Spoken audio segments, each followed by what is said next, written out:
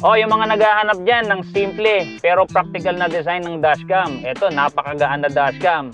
At mura pa. Susubukan natin to at i-review natin. Galing ito sa Banggood. Pinadala sa atin ito para matest ko at syempre maipakita ko sa inyo kung paano siya gamitin. At syempre yung quality, titinan din natin. Para kung magustuhan ninyo, kayo na bahala kung gusto nyong mag-avail sa kanilang website na Banggood. So, simulan na natin.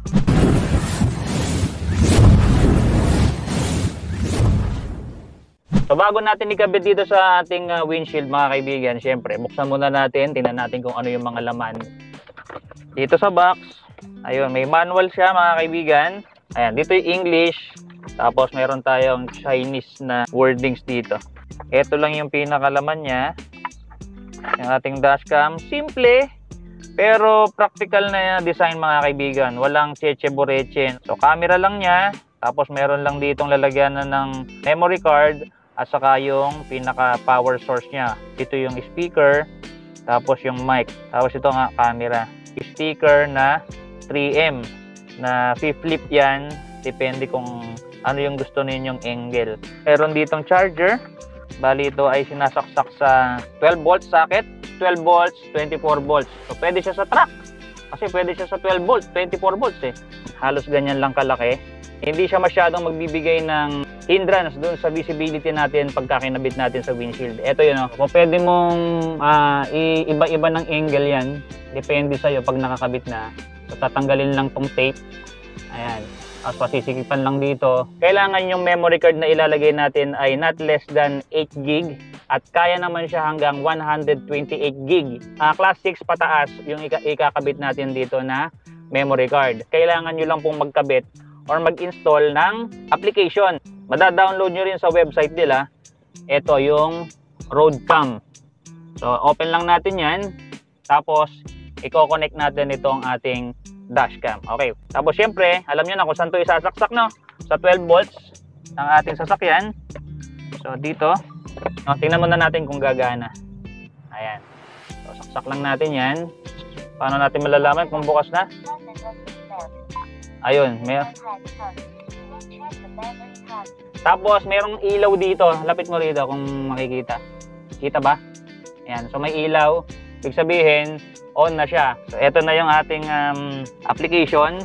Siyempre, hanapin natin yung ating dashcam, no? Ayan. Ano, ayan. Car DV. Wi-Fi. Tapos yung password niya, 1, 2, 3, 4, 5, 6, 7, 8 lang daw. Ayan, so ina-advise sa dashcam or sa manual, wag na raw nating papalitan yung password para wala tayong maging problema. Pero ganyan lang yung password niya. Ayun. Ayan, so connected na siya mga kaibigan. Ayan. May sinasabi. Oh, ayan. Ayan yung quality mga kaibigan. Mag-i-start siyang mag-record mga kaibigan kapag meron na siyang memory card. Ayan, gumana na siya oh. Tanggalin natin yung kanyang sapin. Tingnan natin kung gaano kaganda yung kanyang quality. Wow, linaw. Ayan yung anak ko. Ganda mga kaibigan, ang linaw. Bali, yung ano nga pala nito is nakalagay dito is 2K. 1920 by 180p. Napakalinaw nito mga kaibigan, no? Ito pala yung pinaka-power on niya talaga. Ayan, no? May ilaw siya. Ayan, no? Oh, naririnig mo? Oh. Ayan. Ayan, nagsasalita siya, di ba? So, connect muna natin siya. Tapos, pagka nakita na natin na nagre-record siya, puntahan natin to sa settings, dito. Ayan. Tapos, format. Ayun. Confirm format. Format na natin. Kasi wala naman akong kailangan dun sa memory card na yon. So, okay na. So, para ma-detect ng ating gadget na meron na siyang SD card. Okay? So, ayan. Nagre-record na ba? Ayan. So, nagpupula-pula na siya. Ayun. So, andirito na. Kuha na yung ating nakuhanan, no? Ayan. Okay. May 3 na tayong video. Tapos, yung sinat natin kaninang picture, tinan natin. Back lang natin. So, napakadaling gamitin. Simple-simple yan. Video, tapos photo. Ayan. Yung sinat natin kanina, yun, no? Shot. Malinaw. So, tara. Set up na natin. Ito, tatanggalin na natin yung tape. Ayan. hindi siya nakakonektahan ng backup camera ha. So simpleng-simple lang siya na dashcam. Maganda rin to kung kayo ay talagang simpleng-simple lang na dashcam yung gusto ninyo. Unlike kasi dito, yung mga dashcam na to kapag ka umiilaw, medyo nagkakaroon ng disturbance no dito sa ating visibility kapag nagda-drive kasi umiilaw din to. So from time to time pinapatay ko yan para syempre hindi makaistorbo sa visibility lalo na kung gabi. Pero kung kayo ang gusto ninyo ay yun nga walang masyadong ilaw sa harap ng mata ninyo, ito yung gamitin ninyo. Lagay natin to dito. Siguraduhin natin nakagitna. Okay. So hindi ko masyadong didiin kasi tatanggalin ko rin naman yan. So kung gusto ninyong mapa sa inyo to, i-comment nyo lang no. Pamimigay natin yan kung gusto ninyo. Ayan yung mangyayari dyan no. O yun no, na-adjust siya. Ito na yung mga settings na mga kaibigan. Meron siyang Wi-Fi password, sound recording. So kaya niyang mag-record ng sounds dyan. Tapos yung quality, pindutin natin yung quality. Siyempre yung pinakamalaki yung pipiliin natin, Full HD 30. Tapos yung record quality,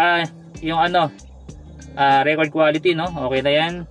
Tapos yung exposure, so syempre ano lang natin yan, automatic.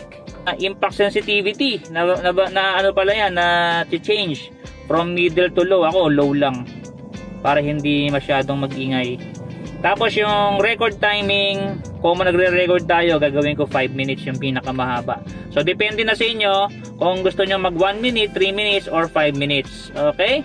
So yung typical na dashcam, nandito lahat mga kaibigan yung settings. Pero ito, simplified lang.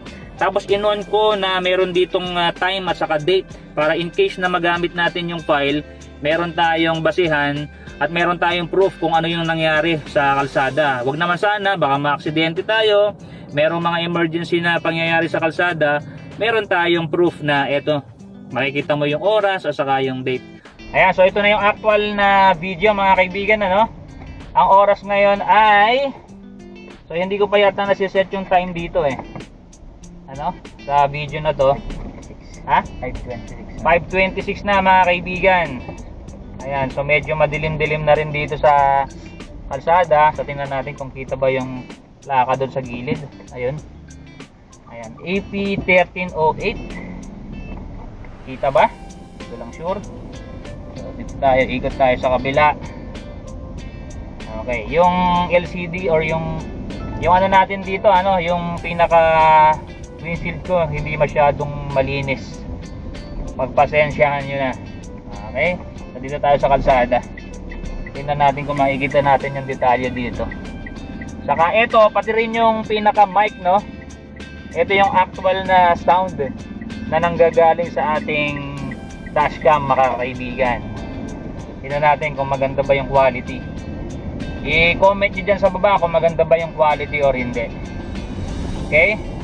Bilisan natin tong nasa harapan natin para makita natin yung nasa harapan. Okay?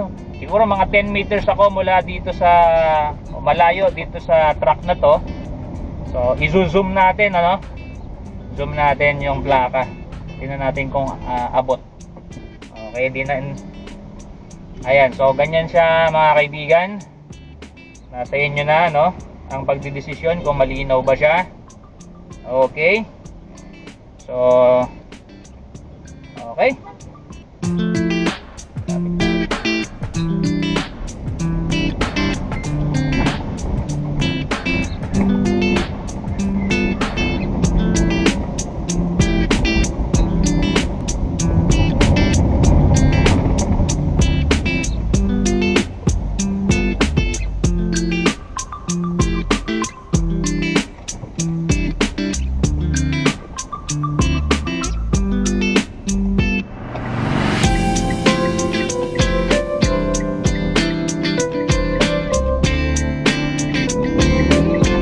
Okay, so ano masasabi niya mga kaibigan doon sa video na ginawa ng ating dashcam na to? Okay, comment nyo kung malinaw, kung maganda ba para sa inyo, comment nyo dyan.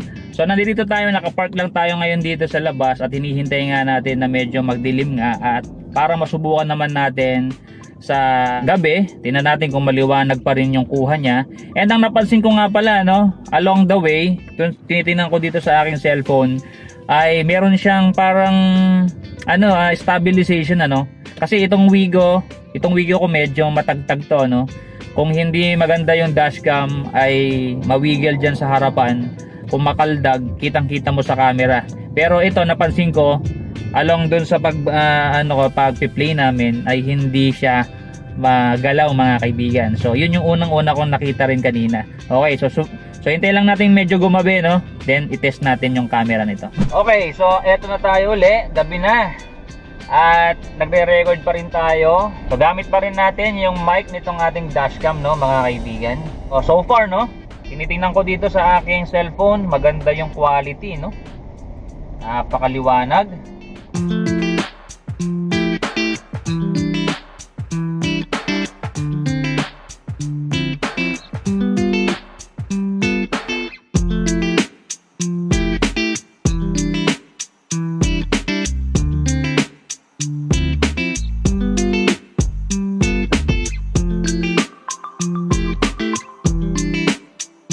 So itong dinadaanan ko na to, malubak to.